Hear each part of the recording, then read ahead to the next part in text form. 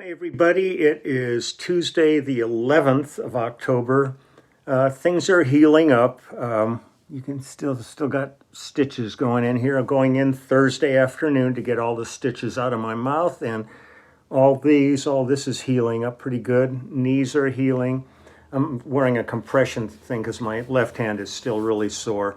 But you know, a lesson learned, and but healing up. I'll be fine. An update this coming Saturday, because I got so distracted with all this, is going to be the clubhouse one-on-ones, FaceTime and Skypes. A bunch of people have already signed up, but I wanted to let you know that that's going to be this coming Saturday. I'm looking forward to that, to catching up with everybody. Everything's been kind of surreal. Denny Tedesco was just here at the house, and we were discussing some things coming up with the movie premieres and all kinds of stuff. I can't wait till this is actually seeable by the general population, because it's turned out so good, and Denny did such an amazing job on this film, and to take a bunch of knuckleheads like us and actually make us into something viable is pretty amazing. But so it was great seeing him, and the boys, the pups, just had the Pinky, the mobile groomer, was just here, and the boys are all shiny and clean, and they smell just delicious. I just love them so much. So everything's kind of just chugging along. It's you hit these bumps in the road, and stuff happens, but you move on. And I'm feeling pretty good right now, and I'm anxious. We got gigs coming up with the band in November, so that's going to be exciting because I've really missed playing, with the guys. So that's going to be great. And so I thought I'd throw a little music. This is really a little more esoteric today. In 1985, when we were rehearsing with Phil Collins in London for the No Jacket Required tour, it was wintertime over there. It was snowing, and it was incredible. And one of the days we were there, we had a weekend off, and Peter Gabriel contacted me and Chester Thompson and asked if we could come down to Bath, where his original studio was, where his new studios are too, but his original old studio down there, and asked if we could come down for a day and work on some music for a movie that he was working on. I think it was Birdie was the name of the movie. And so we did some stuff for him, and actually we did a demo, which was quite different than the way it turned out, because it turned out to be one of the best records I ever heard, which was Sledgehammer. But he was running it by us, and we kind of dicked around with it a little bit, but that really never happened at all. But what it turned into when they really had time is really still one of my all-time favorite things. And I remember when I was out on the road with James Taylor on the last tours we did, Carlos Vega and I would sit in the back of the bus, and we would play Sledgehammer about 5 times really loud, just to get ourselves pumped up so we could go in and jump right into the show. And that's still always been one of my favorites. But this was one of the songs from the movie called Wallflower, and this is all orchestral and stuff. But I recall, I'm pretty sure that it's Chester and myself just adding parts to it. But it's really interesting. So I thought I would go ahead and just run that by you for a moment, and then we'll yak a little bit afterwards, because things have been just so crazy. I'm kind of missing every day different things. So kind of settling back into my routine now here. So here we go. This is called Wallflower.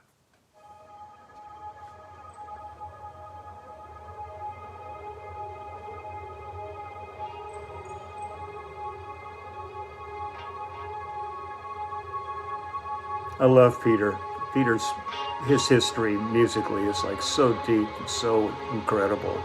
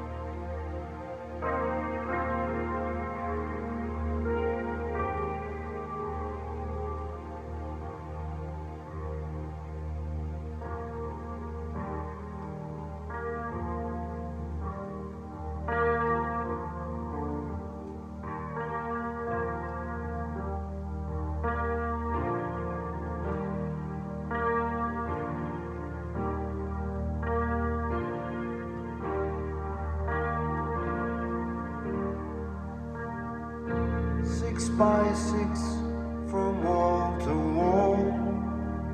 Shutters on the windows, no light at all. Damp on the floor, you got damp in the bed. They're trying to get you crazy, get you out of your head.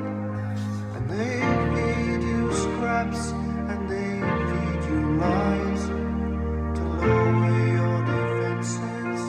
No compromise, nothing you can do. The day can be long. Your mind is working overtime. Your body's not too strong. Hold on, hold on, hold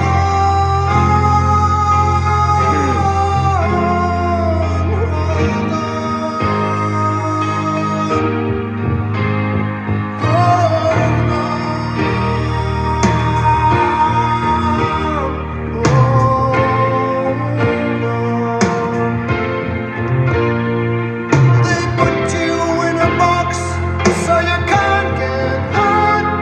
Let your spirit stay unbroken. May you not be deterred. Hold on. You have gambled with your own life, and you face the night alone, while the builders of the cages sleep with bullet spars and stone. They do not see your road to freedom that you build with flesh and bone.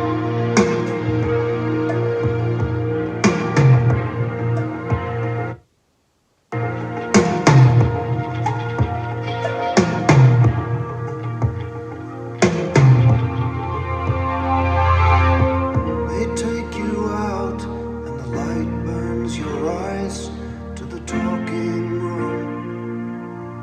It's no surprise. Loaded questions from clean white coats. Their eyes are all as hidden as their Hippocratic oath. They tell you how to behave. Behave as their guest. You want to resist them. You do your best. They take you to your limits. They take you beyond. For all that they are doing, there's no way to respond. Hold on, hold on.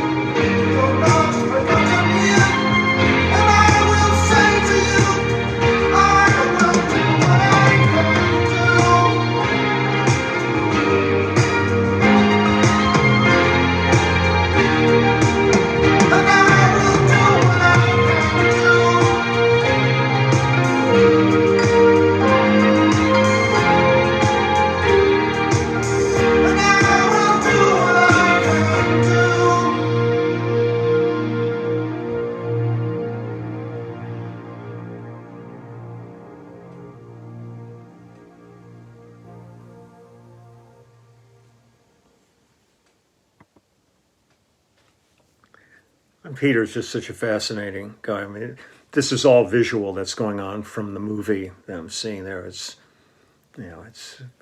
pretty great. It was so great going down to Bath.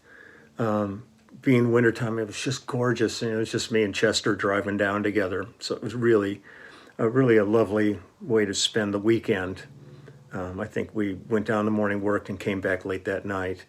But God, it was such a magical time when we were rehearsing. We were at Shepperton Film Studios outside of London, had a big sound stage there, and that was my first experience, touring with Phil.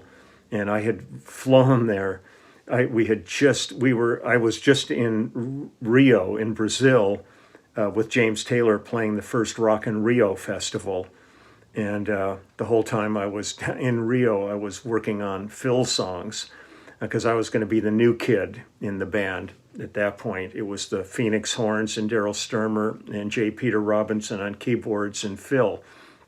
And so I was like focusing, trying to learn everything I had to learn for this while I was in Rio. And then I flew there and I got to the first rehearsal. And we started and the guys are going, I don't remember how that song goes. I'm going, here's how it goes, because nobody else had really boned up on it at that point, and I was like sitting there completely consumed by it all. It was the funniest thing, but it was just so great. And they had a truck at the film studio that was like a lunch wagon, but really kind of funky old, really fun thing that did a English breakfast every day. So we were sitting there eating beans and toast and bacon and everything. It was just great. It was a magical time. And then we hit it right out of there. And next thing you know, he's one of the biggest artists in the world after Susudio hit and all that, because we did the album in '84 and then the tour was in '85. I miss those days so much. It was magic. And I have just the best memories of all those guys. It's one of those things that once in a while you just find yourself getting into a headspace, or I go pull up old, videos that from that tour, the No Jacket Required tour, which on YouTube is called No Ticket Required. And it's our live show from the Reunion Arena in Dallas. But I watch it and so many memories come welling back. And like Daryl and I were the two background singers for the most part on the tour. We weren't carrying background singers, and it was real simple, stripped down. And Phil was just a beast. I mean, he was like so on top of his game and so good. It was wonderful. But being around Peter was amazing too, because I was always a fan of Genesis and all the different incarnations that Gabriel brought to it while he was the singer in the group. So that's it. And tomorrow night, I'm really excited for my actual first book signing. I've done 2 signings at LA Vintage Gear, but those were basically kind of just sitting out on the sidewalk and signing books. This is actually going to be a sit down, talking to an audience and a Q&A and all that. Denny Tedesco is going to try to be there. And I've got he just dropped off a little memory stick with the sizzle reel for the movie. I'm going to talk about the movie. I'm going to sit with Blue and talk about how we made the book and all the things that went into that and just all kinds of stuff, and interact with an audience. So it's going to be interesting because of COVID. I certainly picked the ideal time to take on a project like this where I couldn't actually go and promote it or do anything. But it's going to be fun. I'm really looking forward to this. I think the place holds 150 people, and they say it's at maxed out now. So it should be a fun evening. I'm excited about that, and so things are progressing here. Let me say, I'm just anxious to get in on Thursday and get these stitches out, because there's a couple that are just like they're right in the eye, and every time I'm doing anything, I just feel like a little piece of this, I'm sure it's some kind of a nylon or something, like a fishing line that they use to stitch you up. Just what a weird thing this whole thing has been. Just a bizarre adventure I've been on. But I so appreciate everybody's kind words and words of, get well and all that. Just, it's it is what it is. Here we are.